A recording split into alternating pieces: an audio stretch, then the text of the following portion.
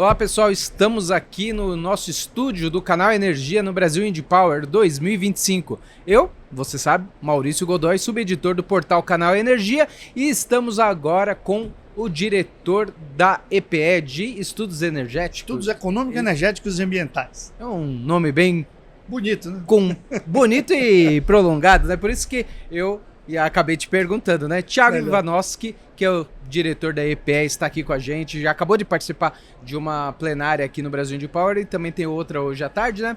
Thiago, obrigado, prazer falar novamente com você. Eu que agradeço, Maurício. Thiago, a gente tem diversos assuntos aí agora que estão relacionados à EPE, a gente está prestes a entrar na COP30, né? Daqui a 2 semanas a gente Contagem regressiva, né? Contagem regressiva, sem dúvida. E a EPE, o planejamento tem um papel muito importante, afinal de contas a gente fala tanto de transição energética, de mudanças de matriz ou então de melhorias da matriz, né, para uma matriz mais verde, deixando um pouco, apesar do Brasil já ter uma matriz elétrica já bem renovável, a energética ainda precisa de um incremento, né? Perfeito. Isso se a gente pensar em Brasil. Comparado ao mundo, não tem comparação, né? O Brasil tá muito à frente. Então vamos começar falando dessa diversificação, Thiago. Queria te perguntar, COP30 aí batendo a porta, como a EPE vê aí essa perspectiva? Dá pra esverdear um pouco mais essa matriz, limpar essa matriz que já é elétrica? Falando da matriz elétrica, já é bastante renovável, mas a energética ainda a gente está ali, meio do caminho para o net zero, né? Conta mais sobre esse processo para gente. Perfeito, Maurício. Obrigado, primeiro, pela oportunidade de estar conversando contigo, né? A gente já se conhece há alguns anos aqui do setor. Lá na EPE a gente tenta trazer ali diversos elementos, né? Basicamente só para relembrar aqui um pouco o papel da EPE, né? Então a gente é uma empresa pública vinculada diretamente ao Ministério de Minas e Energia, tentando trazer ali os melhores elementos, né, para os tomadores de decisão. Como é que a gente vê a nossa questão, vamos dizer assim, nesse momento, seja na matriz energética, na matriz elétrica e correlacionando com a COP, como você perguntou um pouco aqui. Primeiro, na matriz elétrica, como você falou, a gente está na vanguarda, né, do ponto de vista da renovabilidade, e quando a gente pensa ainda na matriz energética limpa, né, somando ali um pouquinho do nuclear não emissora, a gente chega ali a 93%, 94% de matriz limpa, 90 e poucos renovável, né, quando a gente pode ver no último Balanço Energético Nacional, né, até que nossa competência é legal fazer ali, né, os números.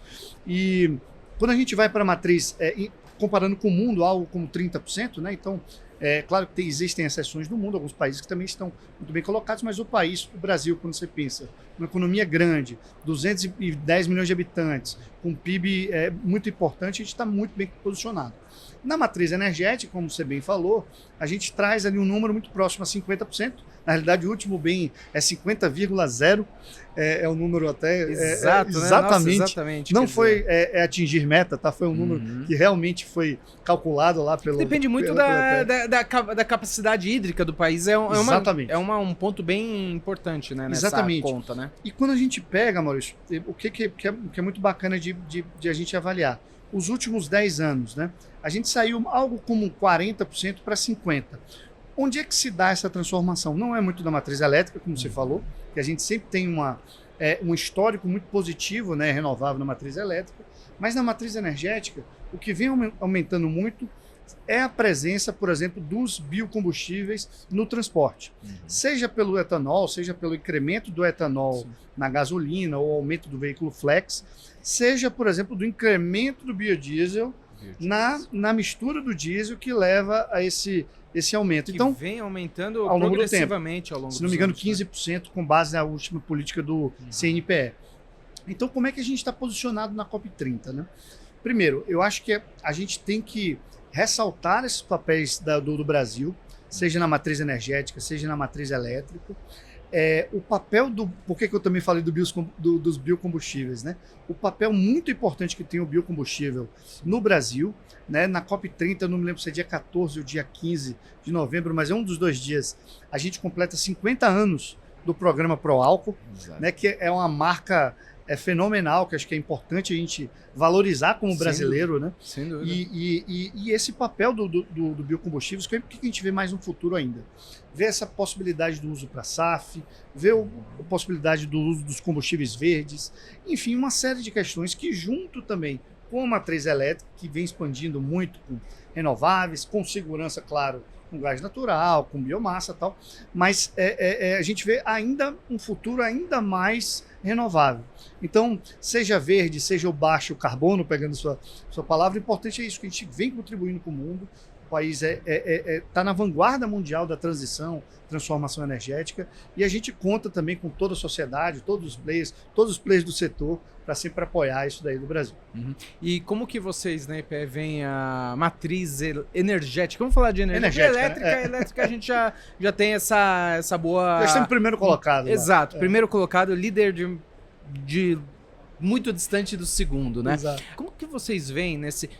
pensando em PDE, que é o horizonte decenal, e o horizonte do PNE, que é 2055. 55 o próximo, né? Exato. Como que a gente pode esperar a matriz energética brasileira nesse período, que já pega aquela meta de net zero, exatamente, que o Brasil já assumiu aquele compromisso da NDC, né? Exatamente. O Brasil, inclusive, quando a gente pensa da própria COP, o Brasil foi o país que, se não foi eu acho que foi o primeiro, posso estar dando alguma coisa, mas um dos primeiros aqui apresentou seus compromissos, né? Então, deixando muito claro, a gente foi um pouco mais agressivo em relação à última NDC, um pouco mais otimista, e é importante que a gente tenha esses compromissos, deixando muito claro para o mundo inteiro a nossa posição, né?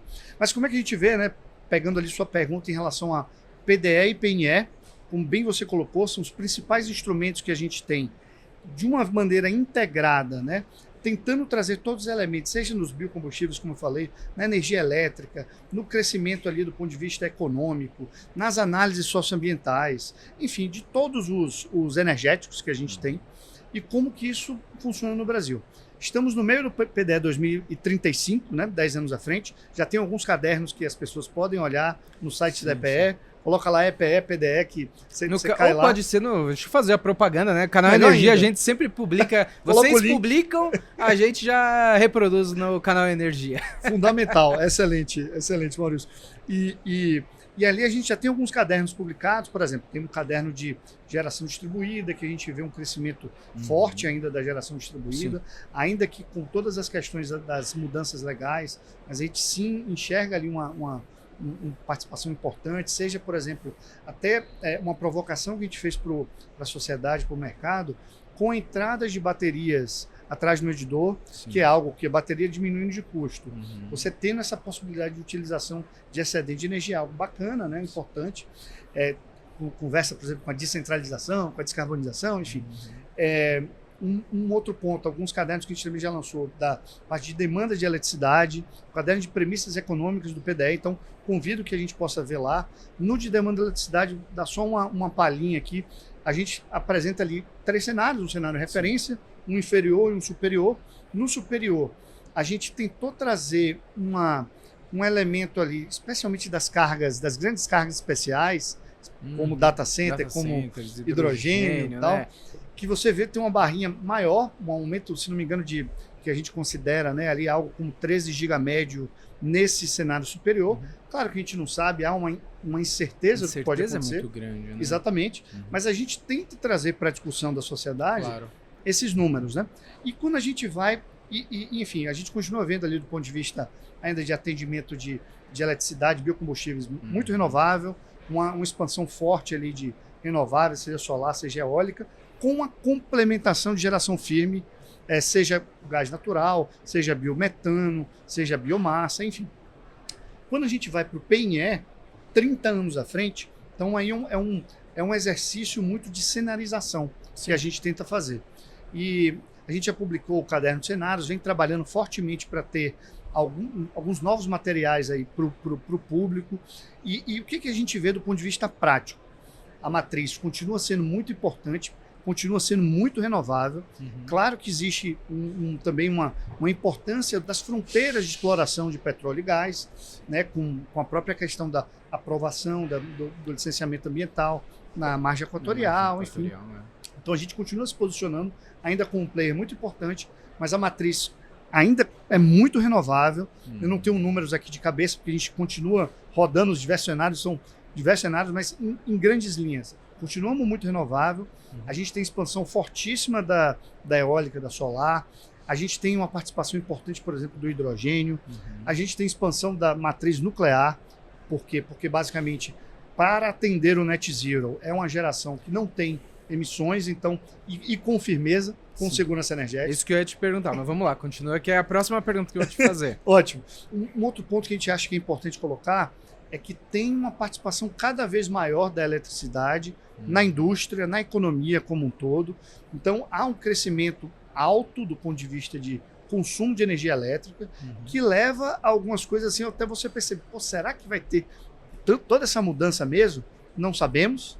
É uma questão de sinalização que a gente tenta apresentar ali. Depende muito da questão da economia, está Exatamente. estritamente relacionado, Como né? que a tecnologia evolui, Uhum. como que os modelos de negócio evoluem, né? Porque você tem ali, beleza, se eu vou precisar por exemplo, do hidrogênio, vamos imaginar, será que o hidrogênio ele pode servir, por exemplo, no consumo nacional para fertilizantes, ou mesmo para exportação, a gente considera ali, né, essas coisas, enfim. Fiquem ligados que muito em breve a gente publica novos materiais do PNE. Já tem uma ideia de qual pode ser o próximo caderno, hein? O do PNE, a ideia que a gente... Do PDE, desculpa. A do PDE. Do PDE. Tem uma série de cadernos, se não me engano, 14 ou 15, eu posso estar errando exatamente o número. Tem uma programação, sei que está para vir o de eficiência energética, está para vir ali o de transmissão, enfim, tem no final de cada caderno, quando a gente publica, se não me engano, os últimos 2 slides, a gente mostra ali os próximos que estão a vir. Perfeito. E, enfim, fiquem ligados. Através do canal Energia, acessem lá também a página da EPE. Muito bem. Agora, eu ia te perguntar aquela pergunta que eu te prometi. Certo. A gente tem aí essa perspectiva de manter a renovabilidade alta da matriz energética brasileira, ao mesmo tempo, aliás, ainda que atender a eletrificação de diversos setores, economia, né? a expansão de hidrogênio verde, data centers, que aqui no Brasil de Power a gente ouviu falar demais como alguns dos segmentos que vão ajudar a potencializar. Mais promissores, né? Exato. E só que ao mesmo tempo,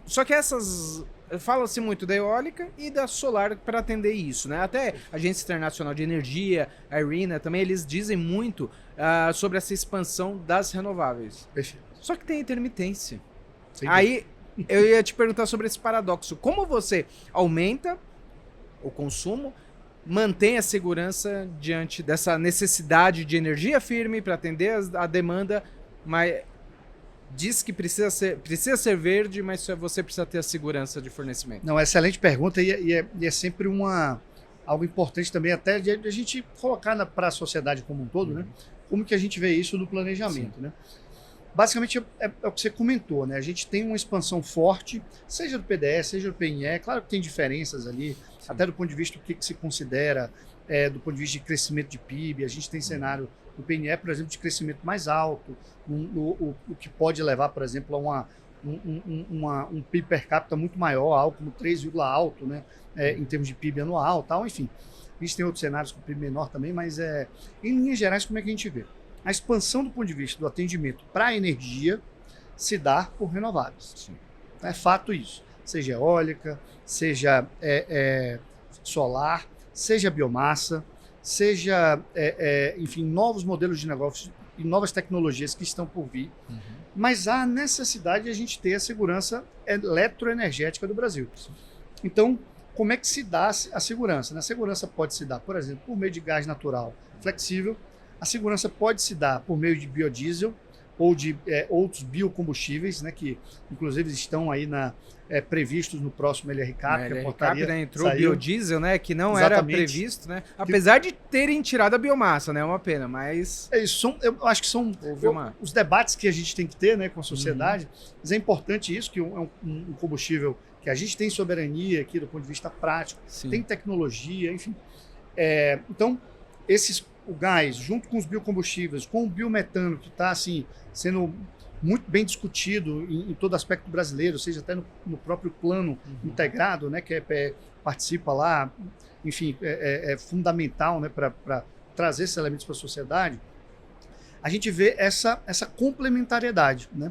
da segurança com alguns combustíveis e da expansão muito forte com renováveis.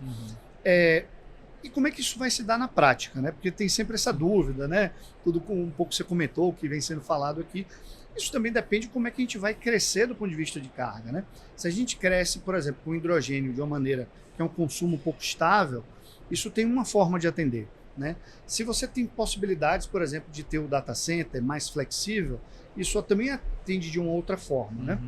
Como é que a gente está vendo ali, e aí especialmente, Maurício, no horizonte final do PDE, ali no 2033, T4, T5, e já entrando no PNE, existe uma necessidade forte para a gente ter novos recursos de armazenamento. É claro que existe uma dificuldade intrínseca de expansão de novos reservatórios, que hoje ainda atendem muito essa variação, né? Hoje esqueci até de comentar, é bom até ter falado. Mas essa necessidade de a gente ter novos modelos de negócio, novas tecnologias. Como é que a gente está vendo? Entrada de bateria, a necessidade de a gente desenvolver, por exemplo, o tema das hidrelétricas reversíveis, que nós temos muito conhecimento aqui interno. Já houve uma série de avanços em termos de regulação. A gente tem uma série de produtos da EPE, só colocar aí na internet, aí, armazenamento, EPE e tal. E essa complementariedade de tentar pregar sobra de energia em alguns momentos, para que você carregue essas grandes baterias ou as reversíveis, ou até novas tecnologias como compressores de ar, enfim, uma série de pontos que podem surgir, né? A gente não sabe dia de amanhã.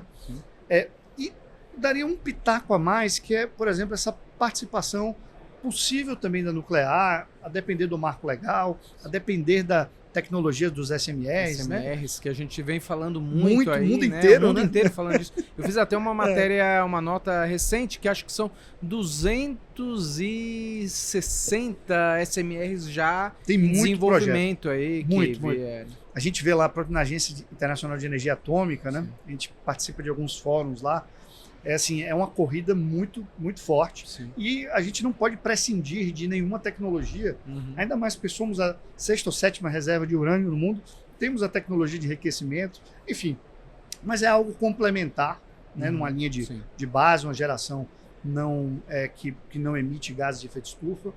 Mas ali eu acho que talvez o principal é na linha da expansão com eólico e solar, a expansão ali de novos modelos de negócio de hidro, né? Por exemplo, a própria questão da expansão das hidrelétricas no LRCAP, né? De capacidade.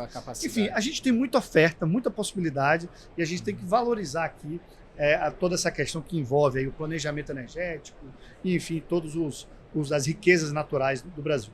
Bom, eu sei que você já começou a falar de novas tecnologias, vamos focar nesse assunto aí. Ótimo. Eu sei que você falou sobre isso aqui também.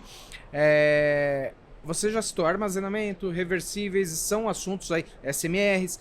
Esses dois primeiros são assuntos que estão na pauta aí, inclusive baterias, o mercado na expectativa de um leilão, né, específico, ou também uma regulamentação desses dispositivos, até para mitigar os efeitos, aqui falando de eólica, né, do curtailment, que a eólica é a fonte que está sendo mais impactada, né? Perfeito. Como você vê, não só esses, mas o que dá para esperar de novas tecnologias aí nesse horizonte de 30 anos do PNE? Excelente, Maurício. Vamos lá, quando a gente pensa em PNE, nesses 30 anos, nesse exercício, né, enfim, de futurologia ou desses cenários, né, possíveis, né? Primeiro, a gente vê essa necessidade, e a necessidade mundial de tecnologias de armazenamento. Então, seja, como eu disse, armazenamento químico, né, bateria, seja armazenamento hidráulico, que já é muito conhecido no mundo inteiro, né, no meio das reversíveis. A gente já teve experiência aqui no Brasil, mas a gente precisa desenvolver isso mais, tá até se colocando muito à frente nisso, uma série de relatórios, enfim. A gente vê esses outros elementos, como, por exemplo, o hidrogênio, que vai depender, óbvio, do preço que se paga, das tecnologias dos eletrolisadores, das possíveis rotas que você tem para a obtenção do hidrogênio. A gente vê também, por exemplo, esse possível mix que pode ter entre gás natural e hidrogênio, né, especialmente quando a gente pega as novas termoelétricas que entram, sem citar nomes, mas que já entraram no grid nos últimos anos, já tem essa capacidade de se fazer uma mistura, um blend de combustíveis e queimar. Isso leva à descarbonização. Isso vai depender, por exemplo, como que vai ser feito, do ponto de vista prático, o mercado de carbono no Brasil, que vem sendo debatido muito pelo Ministério da Fazenda, com o papel do Ministério da Energia e Você outros ter uma órgãos. regulação do mercado, né? Em vez de deixar ele apenas voluntário, ser um mercado regulado, né? E trazer preços, né? Esses sinais de preços para isso, porque você mexe em opções, né, dos investidores, dos desenvolvedores. A gente precisa muito da inovação do ponto de vista prático. A gente fazer até uma outra propaganda aqui da EPE, que é um relatório que a gente publica também anual, que chama InovaE, uma ferramenta que a gente tenta mapear ali dos recursos que vão para P&D, quer dizer, pesquisa, inovação, desenvolvimento, demonstração, mas o que vem, por exemplo, para hidrogênio, o que vem para descarbonização. Então a gente pega ali os principais fomentadores, a ANP, a ANEEL, a Embrapi, enfim, uma série, FINEP, certamente eu vou esquecer aqui, é sempre um problema quando você cita os nomes, mas a gente tenta trazer ali um pouco, clarificar um pouquinho mais, né, essas informações. Então é isso, o PNL tenta trazer tudo isso numa modelagem integrada. Então no momento que você está ali mexendo, por exemplo, na produção de cana-de-açúcar ou de etanol ou de milho, ele está ligado ao etanol, mas com as mudanças de tecnologia que podem ocorrer com o etanol, mas que também pegou essa segunda derivada que tem do etanol para você gerar, por exemplo, biomassa, mas que você pode fazer SAF também. Então, assim, não é fácil lidar com modelagem integrada. É a primeira vez que a gente está fazendo um PNE 100% integrado. Então entra energia elétrica, entra demanda, entra novas tecnologias, entra toda a parte de combustíveis. Então é algo muito, muito bacana. Já tem outros planos, vamos dizer assim, que já publicaram algumas coisas nessa linha. Sim. Mas a gente, com o carimbo da EPE, que eu acho que é uma instituição muito robusta ali do ponto de vista dos seus relatórios, a gente é a primeira vez que vai apresentar e acho que vai ser muito bacana. Aí eu queria pôr um tempero nesse PNE aí, né? Ótimo. Aproveitando que você é baiano, então a gente... Tempero é uma coisa que lá não falta, né? E mudanças climáticas entra nesse cálculo também? Como colocar isso diante de tanto cálculo, tanto planejamento, tanta perspectiva e cenários, né, diversos aí? Como colocar ainda, considerar mudanças climáticas? Olha, moça, essa pergunta assim, é extremamente pertinente. É algo que a gente se debate lá quase que hora a hora, não vou falar dia a dia, mas hora a hora internamente lá na EPE. Tem uma série de trabalhos que a gente já vem publicando, né? Por exemplo, na próxima semana a gente vai ter um lançamento de um relatório no CCBB de manhã, enfim, que a gente está trazendo ali, foi uma parceria que a gente fez junto com a GIZ, que é a agência de desenvolvimento ali da Alemanha, né, que a gente já tem uma parceria há muitos anos. A gente vai lançar um relatório muito bacana, ele deve estar público lá no site da EPE na semana que vem, que tenta trazer esses elementos aí um pouco, as mudanças climáticas, por exemplo, vamos tentar trazer um exemplo tangível, né? Se eu reduzo a disponibilidade hídrica, por exemplo, no Nordeste, né? Que está se mostrando uma tendência, né? No Sudeste e Nordeste. A gente acompanha os PMO, desculpa só fazer um parênteses aqui, acompanhando o PMO do INS, a gente vê as médias de longo termo lá sempre abaixo de 50, muitas vezes. Eu não tenho esse número, mas acho que se traça uma mediana, está abaixo de 50%. Da média histórica de 94 anos, isso, né? Ou 95, né? Nessa faixa, mais quase ou menos um assim, século, né? Mais ou menos, acho que 31, começa em 31. Mas ao mesmo tempo você vê no Sul um incremento, uma tendência de aumento dessas vazões. Então, só que o reservatório, quando você pensa em reservatório, no Brasil é mais Sudeste, Centro-Oeste, um pouco no Nordeste, um pouco no Sul. Então, será que a gente não pode utilizar, por exemplo, isso para novos projetos, pensando de reservação do Sul? É algo a ser questionado pelo planejamento, né?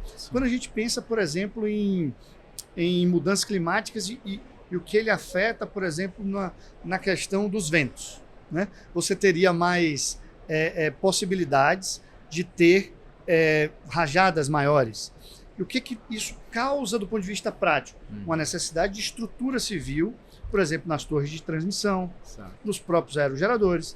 Então, assim, um outro trabalho que eu vou também comentar um pouquinho aqui, que a gente vem fazendo, é um tentando pegar cada área de energia, e a gente já lançou alguns relatórios sobre isso, ligado à mudança climática. A gente chama de um roadmap ligado às mudanças climáticas, tá? E depois a gente vai fazer um relatório total sobre isso, provavelmente no começo do ano que vem.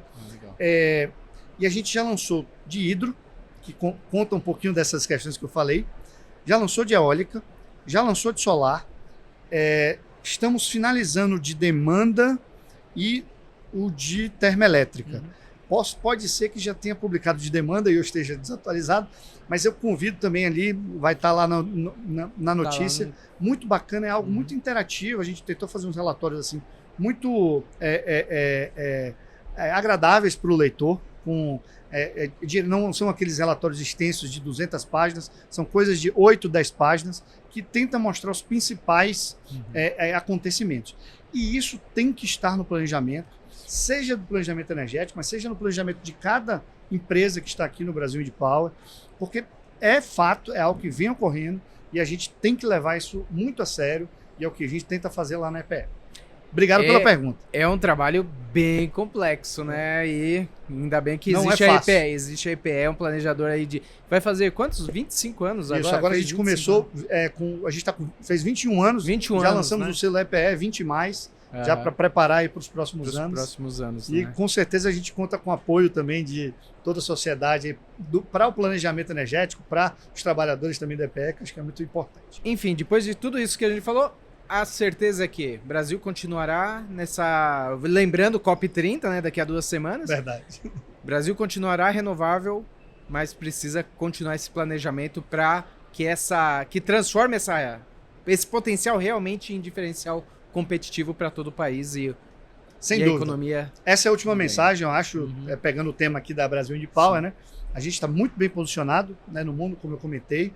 A gente vê realmente cada vez essa tendência, né, de continuarmos na liderança, né, da transição energética global, transformação energética. Cada um fala de um jeito, né? O que é importante também é tentar, de certa forma, pegar todo esse desenvolvimento que a gente vê e tentar fazer uma transição energética justa, inclusiva, né, como a gente vem comentando, com o desenvolvimento socioeconômico, enfim. Que é muito importante. Mas a gente acredita muito realmente no potencial do Brasil do ponto de vista energético. Muito obrigado pelas perguntas. Contem com a EPE também aqui para o que precisar. Então tá certo. Thiago, obrigado pela sua participação Obrigado, aqui no nosso estúdio e agradeço a todos vocês que nos acompanharam aqui nessa entrevista com o Thiago Ivanovski, diretor na EPE, sobre o quão complexo é planejar o setor elétrico brasileiro.